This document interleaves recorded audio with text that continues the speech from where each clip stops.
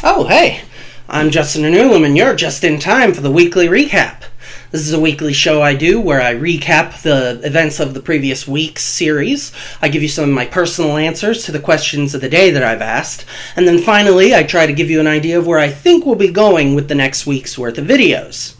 With all of that out of the way, on with the show! In Pokemon Coliseum this week, we followed the train from the Under over to Ein's secret Shadow Pokemon Lab. But unfortunately, upon arriving there, his goons blew up the train entrance, which honestly will probably hinder their operation more than it did ours, because that simply caused us to go back up to the top. And once we had found the key that was located down below, there was no problem getting in the front door. In Golden Sun this week, we learned about the difference between Chi and Synergy within the world of Weyard, which was very interesting because whereas Synergy is exclusive to those few adepts and is very powerful, apparently it is based out of the mind, and that sort of explains why it is so powerful, though not necessarily why it is so exclusive. On the contrary, or rather in contrast, Chi was explained to be pretty much widely accessible to anyone willing to go through the physical training because in their world, any activities that are based on Chi come from the body's energy, and therefore pretty much anyone, even an adept hypothetically, but why would an adept go for something that can only accomplish less than what they could, as it was also established that Chi is just in general not as strong as Synergy, in exchange for it being far more widely available. The first question of the week from this week was whether or not it would be a good idea to have me go ahead and edit out any non-boss, or what I was really thinking there was non-story relevant Pokemon battles, because as we've seen with most of the areas that the story takes place in Pokemon Coliseum, frequently the actual number of story-relevant battles will be like 2 or 3, and they will be interesting and usually of a decent duration. But unfortunately, they are very far from being the only battles that you have to get through, and a whole lot of those are kind of ending up in the episodes as more or less just evidence that I did complete them, and they are there as content, but they really drag down a lot of areas like, for instance, the Battle Mountain, as well as the first Cypher Hideout, especially because in that case, there were 2 entire wings to it that were just filled with trainers, and it took us a lot of episodes to get through. There really hasn't been any comments on that video, so I've decided to go ahead and let that slide for right now, and for the remainder of this Pokemon Coliseum series, I'm planning on not doing any changes, but down the line, when I eventually get around to doing Pokemon XD, and certainly in any other games where this sort of combat style is being the sort of main gameplay, but not really helping the story along, I'm probably going to go ahead and do that other format that I've mentioned now, of really only showing you the story-relevant boss fights, and, minion fights if, like I said, they are story-relevant. The next question was regarding the pronunciation of a character we have yet to actually meet in person from Golden Sun, spelled HSU. I don't know why I did my hand in the air like that. I'm not bothering to put up a graphic for that. Anyhow, the different pronunciations that I proposed was whether or not it should be pronounced like Sue or just Sue, either including and sort of breathing out the H or ignoring it, but curiously, when I looked it up, there is no official pronunciation that I could find, but what Google suggested for the name in general, not specific to Golden Sun, is that apparently one of the most common pronunciations for a name with those letters in that arrangement is actually Shu.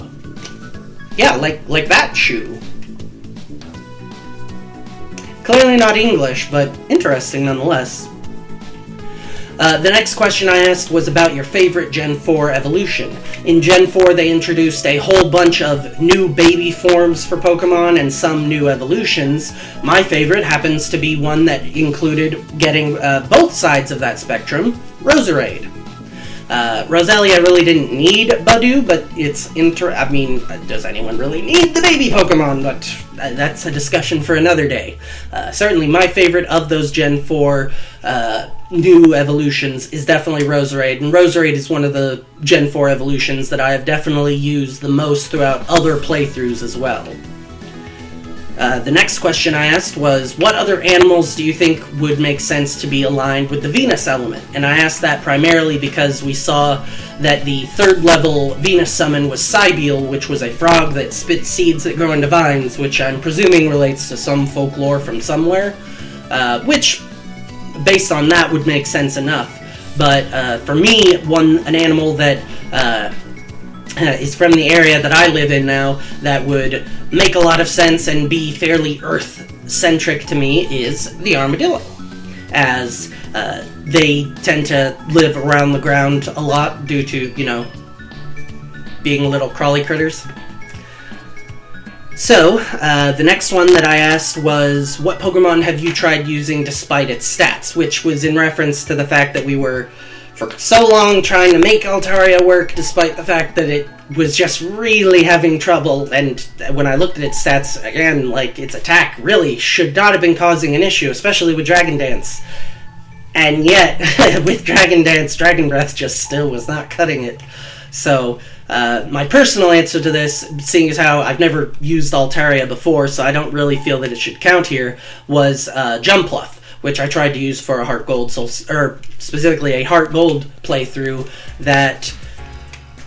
isn't a terrible Pokemon on its own, but Grass Flying is a pretty vulnerable typing, and instead of using it primarily as setup for the rest of the team, which is what its stats are clearly sort of oriented around, I was trying to use it as a sweeper without really knowing what I was doing, and it caused me some pain throughout the entire playthrough, because even once I realized what was causing the problems, low attacking stats while primarily trying to use attacking moves, I still didn't really try to do anything to rectify the problem, which meant that it ended up just being a very slow playthrough.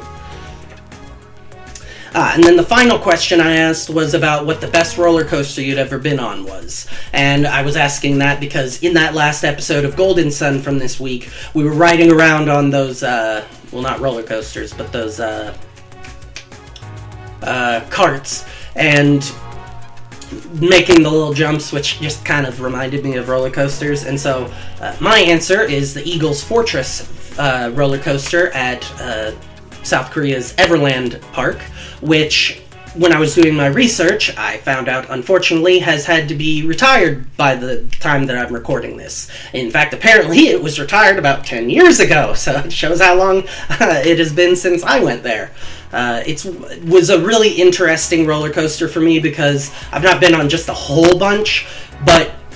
this was, I think, the only one that I've ridden on that was a suspended one. So instead of being on the rails below you and then linking to them and following them around as the course, the rails were actually a hanging rail above, and the carts all had a metal bar that went up and then attached at the top. So every time you went around a turn, instead of sort of turning with all the G-forces pushing you away from the point where you're turning, it instead would swing, and then you'd be constantly pulled into the chair, which felt like a much smoother ride to me. And yet, because of the way they still built it, it was still very exhilarating. So it was a very cool ride, and I'm a little sad to know that apparently it's been gone for quite a while, and I had no idea. For Pokemon Coliseum in this next week, we are still, unfortunately, slowly making our way through not through the Coliseum, through Ein's laboratory, although we have now seen him through a wall that didn't have a door in it, so we know that we're getting sort of close, but we'll clearly still have to do some more up and down floor elevator mechanics. So I'm kind of hoping that we'll be able to, certainly within 3 episodes, make our way to Ein and then proceed to whatever comes next, because if memory serves, I think that he will be the last of their big admins, other than that shadowy guy that we've seen with the crazy hair. So I think that we should be once we've taken him out, I think there should only be about 1 or 2 more unique locations that we need to go to, although there will be some backtracking and events that happen at locations that we had already cleared, like Pyrite and the Under. So within this next week, I would say I'm definitely hoping to defeat Ein and move on to whatever the next step is, but I can't, without changing how I'm editing those videos, I guess I can't promise that we'll be out of that.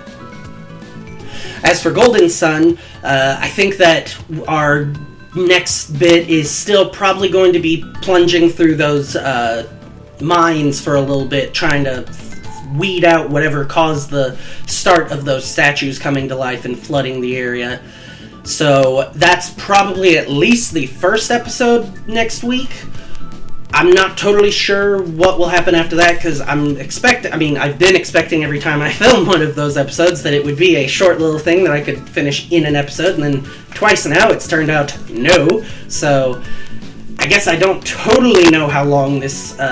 Alton Village stuff will be going on, but again, I'm expecting and hopeful that that'll be taken care of within the first episode, and then by the end of the week, we'll probably have found our way back to helping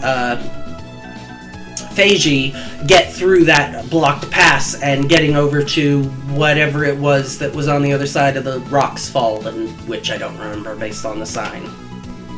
Well, that about wraps up this week's Weekly Reset. Thanks for watching, and we will catch you next time. Yo, thanks for watching. If you enjoyed the video, like and leave a comment so I know you want more videos like this. Subscribe and hit the bell icon if you want YouTube to let you know whenever my next uploads go up. I've also put some links in the description to the channel's Facebook and Twitter pages, which are the best places to get channel news, as well as a new link to the channel's Patreon if you want to support the channel. Once again, thanks for watching, and I will catch you next time.